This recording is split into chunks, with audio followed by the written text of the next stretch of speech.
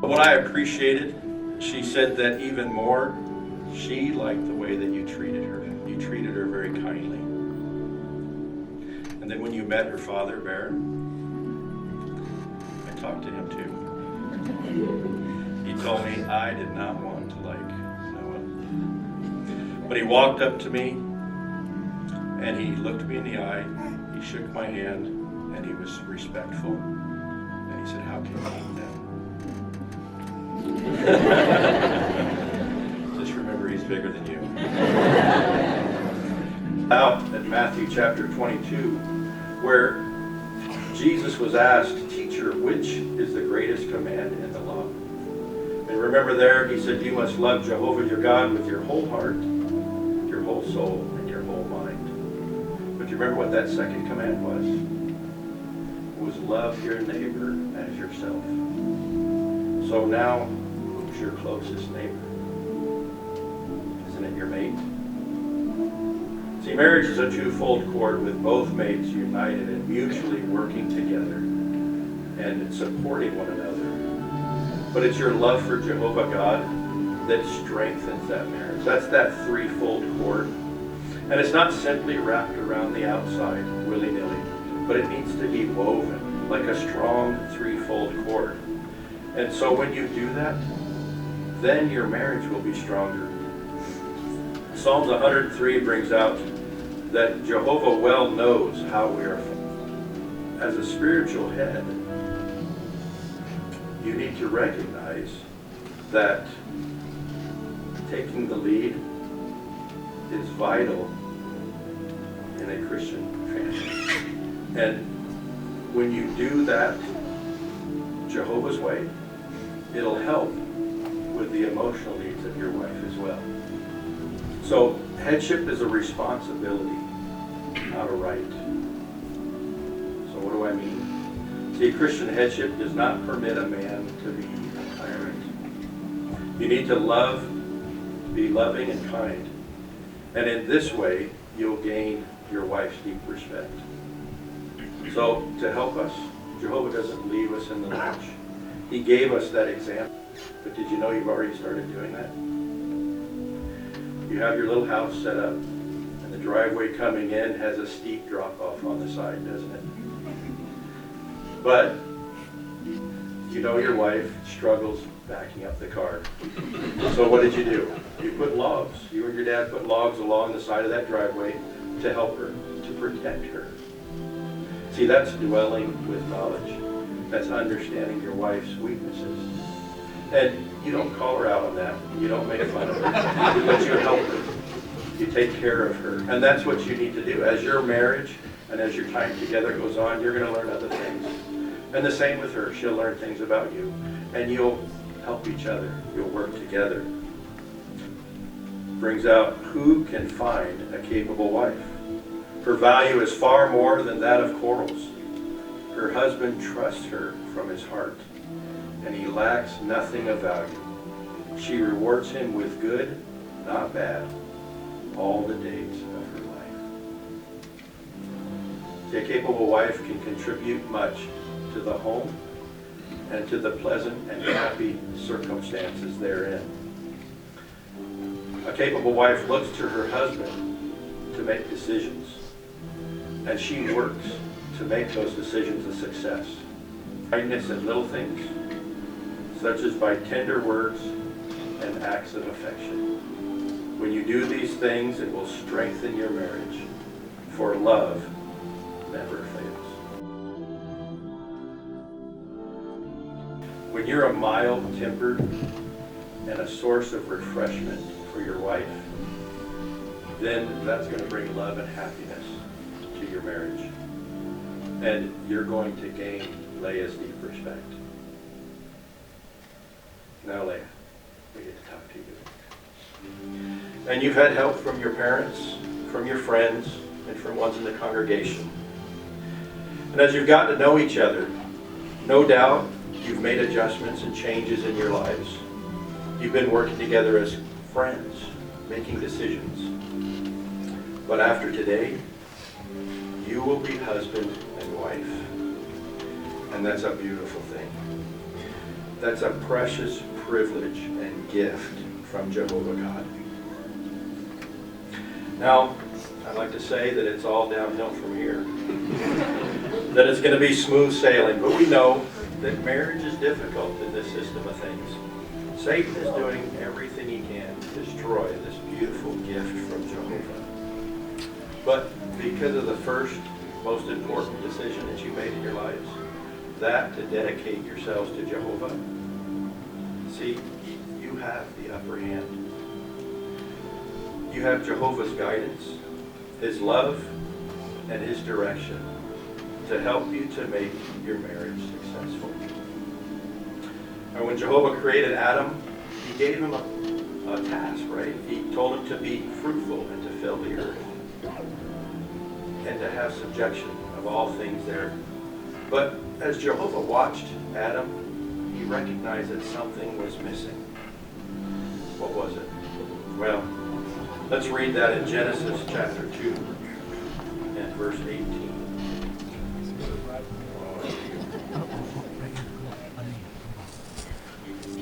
Genesis chapter 2 and verse 18.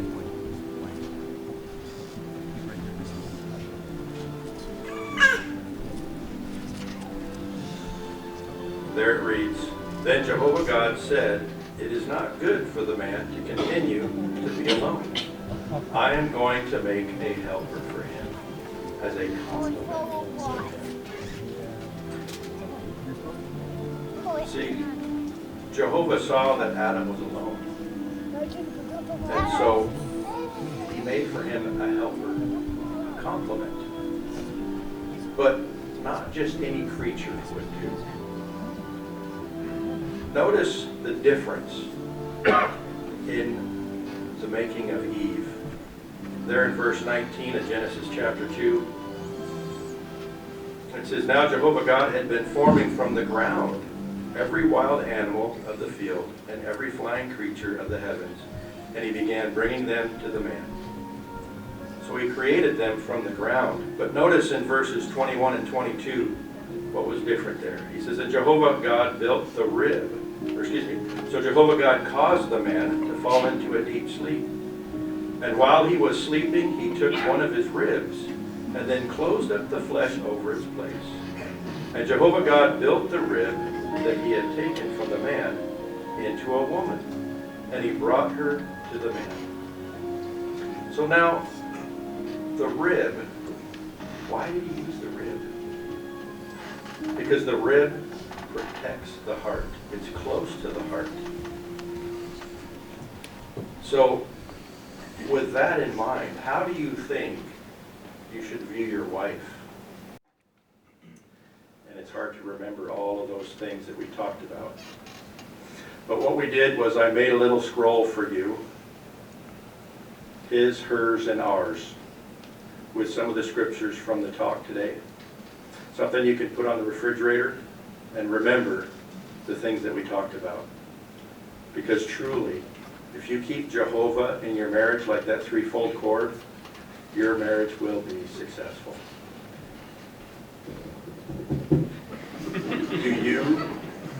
Do you, Noah Lewis Gillen, in the presence of Jehovah God and these witnesses, take Laya Corinne Fidel to be your wedded wife, to love and to cherish in accordance with the divine law as outlined in the Holy Scriptures for Christian husbands, for long as you both may live?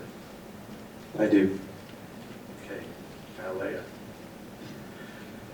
Do you, Laya Corinne Fidel, in the presence of Jehovah God and these witnesses, take Noah Lewis Gillen to be your wedded husband, to love and to cherish and deeply respect, in accordance with the divine law as outlined in the Holy Scriptures, for Christian wives, for as long as you both may live? I do. Okay. So at this time I'd like to ask, who gives this woman to be married to this man? They're not full. Beautiful, thank you. Okay.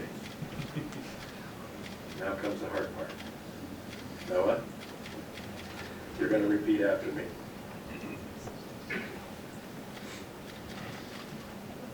You can look at her. You can look at her. Go ahead and look at her. Okay, are you ready? I, Noah Lewis Gillen, take you, Laya Corinne Fidel, to be my wedded wife. I, Noah Lewis Gillen, take you, Laya Corinne Fidel, to be my lawfully wedded wife. To love and to cherish, To love and to cherish, in accordance with the divine law, in accordance with the divine law, as set forth in the Holy Scriptures for Christian husbands, as set forth in the Holy Scriptures for Christian husbands, for as long as we both shall live together on earth, for as long as we both live together on earth, according to God's marital arrangement. according to God's marital arrangement. Okay, Leah. I, Laya Corinne Fidel, take you, Noah Lewis Gillen, to be my wedded husband. I, Laya Corinne Fidel, take you, Noah Lewis Gillen, to be My wedded husband. my wedded husband, To love and to cherish and deeply respect, to love and to cherish and deeply respect, in accordance with the divine law, in accordance with the divine law, as set forth in the Holy Scriptures for Christian wives. As set forth. As set forth. One more time. As set forth As set forth in the Holy Scriptures for Christian wives. in the Holy Scriptures for Christian wives, For as long as we both shall live together on earth.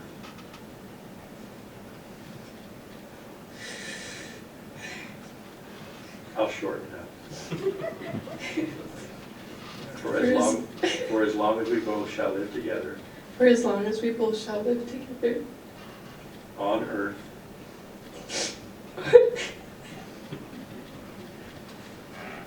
on earth, according to God's marital arrangement.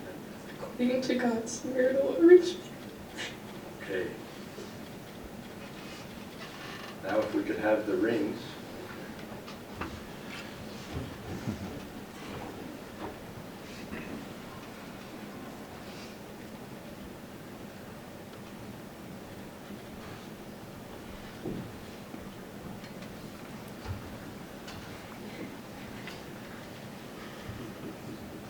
Go ahead and put your ring on her finger, Noah, or her ring, I should say.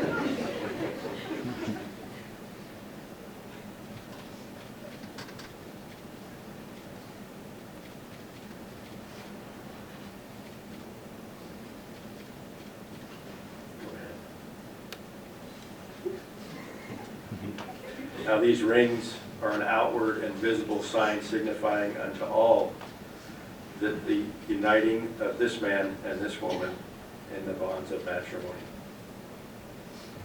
For as much as Noah Lewis Gillen and Laya Corinne Fidel have covenanted before Jehovah God and these witnesses to accept each other in wedlock, I, as an ordained minister and by the authority conferred upon me by the Holy Scriptures and the state of Alaska, pronounce that they are husband and wife together.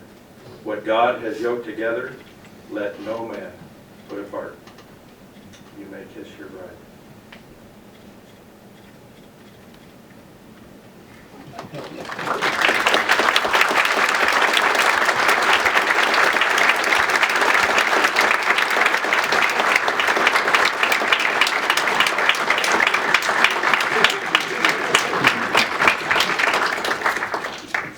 At this time, we'd like to invite Brother Chris Fidel to say a prayer for the married couple.